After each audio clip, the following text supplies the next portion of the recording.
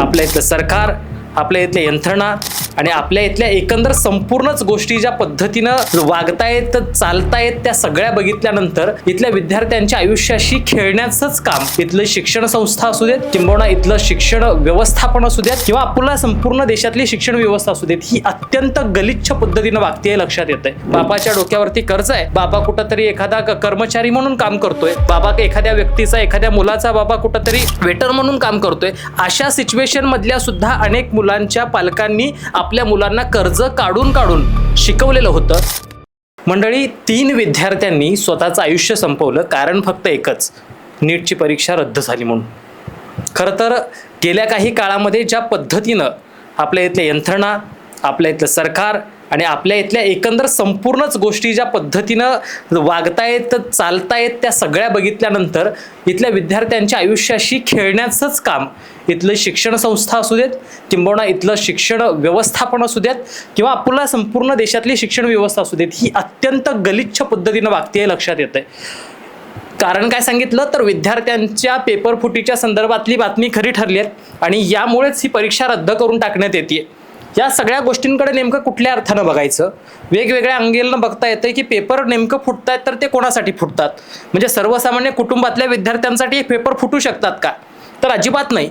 सर्वसामान्य कुटुंबातील लोक कर्ज काढून स्वतःचे आयुष्य पणाला लावून आपल्या मुलांना शिकवत असतात आणि ज्या वेळेला 16-16, 17-17 वर्षाची मुलं दिवसाची रात्र करून अशा परीक्षांमध्ये अगदी सगळं जीव ओतून टाकतात, रात्री 2-2, 3-3, 4-4, 5-5 वाजेपर्यंत अभ्यास करतात आणि त्यावेळेला जाऊन परीक्षेमध्ये चांगले गुण मिळवणार असतात आणि ज्या वेळेला त्यांना वाटतं की मला 750-700च्या आसपास गुण मिळतील आणि अशा सिच्युएशनवरती गेल्यानंतर त्यांच्या लक्षात येतं की सगळी मेहनत कुठेतरी पाण्यात जाणार आहे आणि अशी आपली परीक्षा जी मेहनतीनं आपण अभ्यास करून पास होणार होतो ती रद्द झाली आहे. बापाच्या डोक्यावरती कर्ज आहे, बाबा कुठंतरी एखादा कर्मचारी म्हणून काम करतोय, बाबा एखाद्या व्यक्तीचा एखाद्या मुलाचा बाबा कुठंतरी वेटर म्हणून काम करतोय. अशा सिच्युएशन मधल्या सुद्धा अनेक मुलांच्या पालकांनी आपल्या मुलांना कर्ज काढून काढून शिकवलेलं होतं आणि ज्यावेळेला अशी परीक्षा रद्द होते ना त्यावेळेला मग गोव्यामध्ये जसे की 17 वर्षाच्या त्या चिमुरड्यानं स्वतःचं आयुष्य संपवलं किंबहुना मग मध्य प्रदेश असू द्यात, राजस्थान असू द्यात, इथं सुद्धा ज्या विद्यार्थ्यांनी स्वतःचे आयुष्य संपवली ना त्याच्या पाठीमागची हीच कारणं होती. असं अनेक जण म्हणत असतील की फक्त मुलं नापास झाल्यानंतरच आयुष्य संपवतात. अजिबात नाहीये.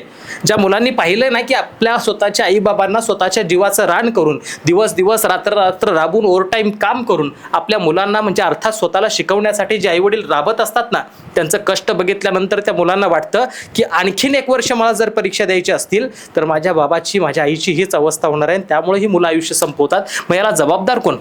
आमच्या इथली शिक्षण व्यवस्था. तुम्ही नवीन शैक्षणिक धोरणं आणता, तुम्ही नवीन पद्धतीचं शिक्षण आपल्या मुलांपर्यंत पोहोचवण्याची अनेक मोठ्या बाता मारता, एज्युकेटेड इंडिया बनवणार म्हणताय, डिजिटल इंडिया बनवण्याच्या बाजूनं तुम्ही जाताय, कुठेतरी देशभरातल्या सगळी कुठेतरी शाळा कॉलेजेस तुम्ही मॉडेल बनवणार असं म्हणत होतात. अनेक मोठी आश्वासनं देशातल्या मुलांना दिली गेली होती. मात्र काय होतंय सध्या? साधे परीक्षेचे पेपर तुम्हाला जपता येत नाहीत. खान सरांचा मध्यंतरी व्हिडिओ व्हायरल झालेला बघितला असेल तर ते स्वतः म्हणाले की माझ्यावरती जबाबदारी दिली तर मी अख्ख्या देशात किती विद्यार्थी दरवर्षी 22 ते 20 लाख विद्यार्थी या नीटला बसतात. कितीही विद्यार्थी उभे राहिले तरी सुद्धा एकही पेपर फुटणार नाही याच्या पद्धतीचं त्या लेवलची मी स्वतः एक नियोजन करू शकतो. म्हणजे विचार करा, एखाद्या स्वतः प्रायव्हेट कोचिंग करणारा शिक्षक एवढं धाडसानं जर बोलत असेल तर आमच्या देशामधल्या 22-23 लाख मुलांना दरवर्षी या परीक्षेला बसावं लागतं. अर्थात 22-23 लाख मुलं फक्त बसत नाहीत तर त्यांच्यापेक्षा मोठी परीक्षा ही त्यांच्या आईबाबांची असते. जे राबत असतात, स्वतःचं आयुष्यभराची जमापुंजी त्या मुलांच्या आयुष्यासाठी लावत असतात. आपला मुलगा पुढे जाऊन कुठेतरी मोठा अधिकारी व्हावा, आपला मुलगा पुढे गेल्यानंतर एक चांगला डॉक्टर व्हावा ही अपेक्षा त्यांच्या मनामध्ये असते, म्हणून ते सगळी धडपड करत असतात. मात्र ज्यावेळेला अशा पद्धतीचे निर्णय होतात आणि अशा पद्धतीच्या गोष्टी घडतात ना त्याला अक्षरशः तळपायाच्या मस्तकाला जायला लागते. काय ही आमची 3rd क्लास लेवलची यंत्रणा आहे, व्यवस्था आहे की आम्ही साधे पेपर जपू शकत नाही.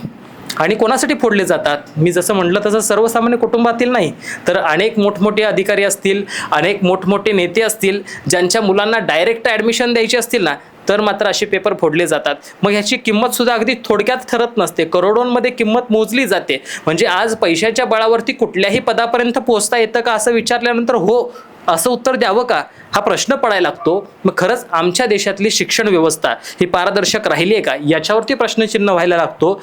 सरकार असेल, आपल्या इथली शिक्षण व्यवस्था असेल, ही मुलांच्या आयुष्याशी खेळ करते का, हा प्रश्न पुन्हा एकदा निर्माण व्हायला लागतो. आणि मग अशा परिस्थितीमध्ये मग मुलं रस्त्यावरती उतरत असतील, सरकार विरोधात, इथल्या व्यवस्थेविरोधात निषेध करत असतील, तर मात्र त्यांच्यावरती तुम्ही लाठ्याकाठ्या चालवण्यापर्यंत पोहोचत असाल, पाण्याचे फवारे करणार असाल, तर मात्र शेम ऑन यू इतकंच म्हणावं वाटेल. या यंत्रणेविरुद्ध, या संपूर्ण देशात चाललेल्या कारभाराविरुद्ध सरकारला प्रचार रॅल्यांमधून आणि इतर सगळ्या गोष्टींमधून वेळ मिळाला असेल, लोकांवरती बंधनं घालून झाली असतील, तर मात्र अशा पद्धतीची चोरीची कामं करणाऱ्या या धूर्त लोकांवरती सुद्धा बंधनं घालता येतात का बघावं.